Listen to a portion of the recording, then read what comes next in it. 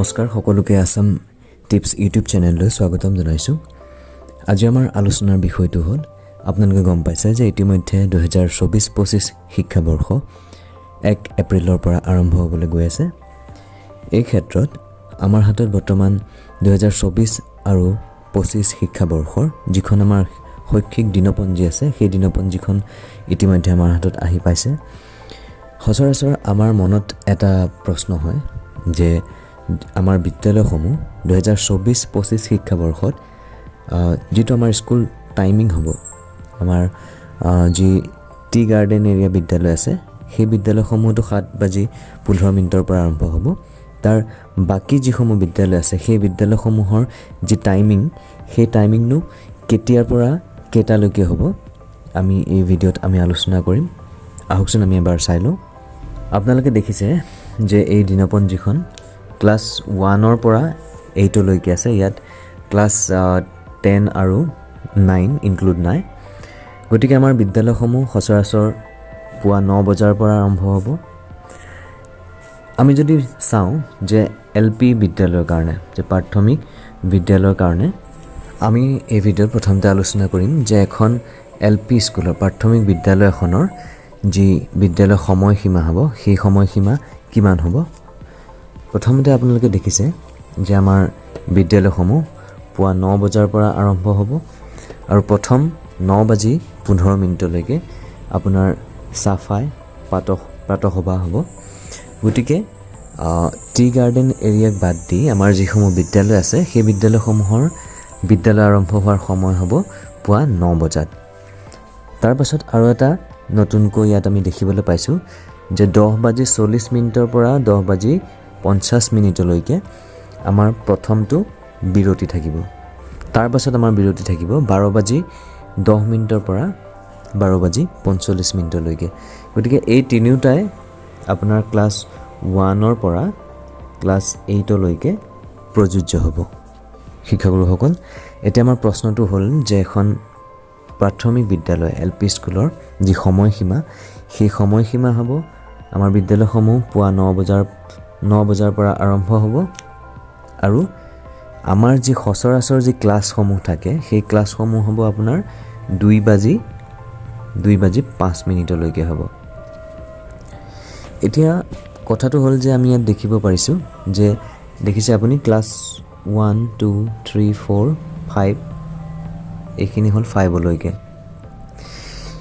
আমাৰ ক্লাছ 5তো কিন্তু বা ক্লাছ 1-ৰ পৰা 5লৈকে ইয়াৰ সময়সীমাটো দিয়া আৰু দুটা ক্লাছ ইনক্লুড হৈ আছে, 7 নম্বৰ ক্লাছ আৰু 8 নম্বৰ ক্লাছ।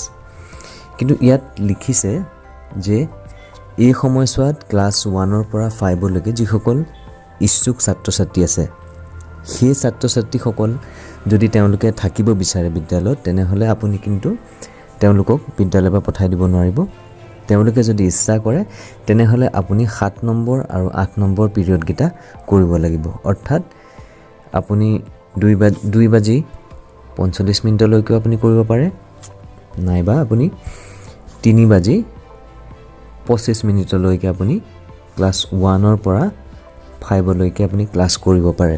কিন্তু আপুনি যদি বিচাৰে যে আমি বিদ্যালয়ত যি পাঠ্যক্ৰম সেই পাঠ্যক্ৰম আমি 2:05 শেষ কৰোঁ বুলি ভাবোঁ, তেনেহ'লে আপুনি 2:05 শেষ কৰিব পাৰে। এইটো হ'ল আপোনাৰ ক্লাছ 1-ৰ পৰা 5লৈকে যিসমূহ প্ৰাথমিক বিদ্যালয় আছে সেই বিদ্যালয়সমূহৰ বাবে। শিক্ষাগুৰুসকল, এতিয়া আমি আলোচনা কৰিম UP অৰ্থাৎ আপাৰ প্ৰাইমেৰী যিসমূহ ME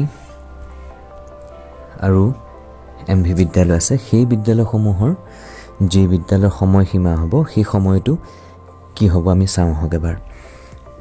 যিসমূহ MV স্কুল আছে সেইসমূহ বিদ্যালয় ক্লাছ 1-ৰ পৰা ক্লাছ 8লৈকে থাকে।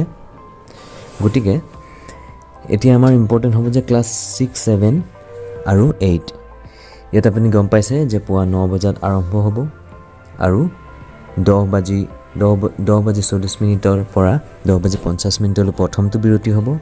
12:10 পৰা 12:45লৈ যি মধ্যাহ্ন ভোজনৰ বাবে বিৰতি আছে সেই বিৰতি হ'ব। তাৰ পাছত আমি যদি লক্ষ্য কৰোঁ আমি দেখিছোঁ যে ক্লাছ 6, 7, 8ৰ কাৰণে যি সময় দিয়া হৈছে ইয়াত 3:25 আৰু আপুনি দেখিছে যে 3:25 ক্লাছ 6ৰ গ্ৰন্থগাৰৰ শ্ৰেণী আছে, ক্লাছ 7ত হিন্দী আছে আৰু ক্লাছ 8ত ভাষা 1 আছে। অৰ্থাৎ যিসমূহ UP আপাৰ প্ৰাইমেৰী বিদ্যালয় আছে সেই বিদ্যালয়সমূহ পুৱা 9 বজাত আৰম্ভ হ'ব আৰু সেই বিদ্যালয়সমূহ ছুটি হ'ব 3:25 গতিকে আমাৰ যি প্ৰশ্ন মনলৈ আহে যে 2024-25 শিক্ষাবৰ্ষত আমাৰ যি বিদ্যালয়ৰ টাইমিং, যি সময়সীমা, সেই সময়সীমা কিমান হ'ব বুলি। গতিকে এই দিনপঞ্জীখনৰ পৰা আপোনালোকে নিশ্চয় যিটো ডাউট আছিলে সেই ডাউট নিশ্চয় ক্লিয়াৰ হৈছে। আৰু আমি যদি এই দৈনিক সময় তালিকাখন ভালদৰে লক্ষ্য কৰোঁ, ইয়াত কিন্তু বহুতকেইটা নতুন বস্তু ইনক্লুড হৈছে। প্ৰথমটো হ'ল এই যে 10:40 প্ৰথম বিৰতিটো, তাৰ পাছত আছে আমাৰ এটা পঠনৰ ক্লাছ, আপোনালোকে দেখিব পাৰিছে ইয়াত পঠনৰ শ্ৰেণী ইনক্লুড হৈ আছে। শাৰীৰিক শিক্ষা, কলা শিক্ষাটো আছেই আগৰ পৰা। ক্লাছ 6, 7, 8ৰ কাৰণে এটা ICT ক্লাছ ইনক্লুড কৰা হৈছে, এটা গ্ৰন্থগাৰৰ শ্ৰেণী ইনক্লুড কৰা হৈছে। গতিকে ইয়াত বহুতখিনি নতুন নতুন আপডেট আহিছে। গতিকে আমি আজি প্ৰথম এই ভিডিঅ'টোত আমাৰ যি সময়সীমা হ'ব বিদ্যালয়সমূহৰ, সেই সময়সীমাৰ বিষয়ে আমি আলোচনা কৰিলোঁ। পৰৱৰ্তী সময়ত বাকী যিসমূহ দিশ আছে আমি পৰৱৰ্তী ভিডিঅ'ত আমি আলোচনা কৰিম। ভিডিঅ'টো চাই যদি আপোনাৰ ভাল লাগিলে তেনেহ'লে লাইক কৰিব, শ্বেয়াৰ কৰিব আৰু আমাৰ আছাম টিপছ ইউটিউব চেনেলক ছাবস্ক্ৰাইব কৰিবলৈ নাপাহৰিব। ধন্যবাদ।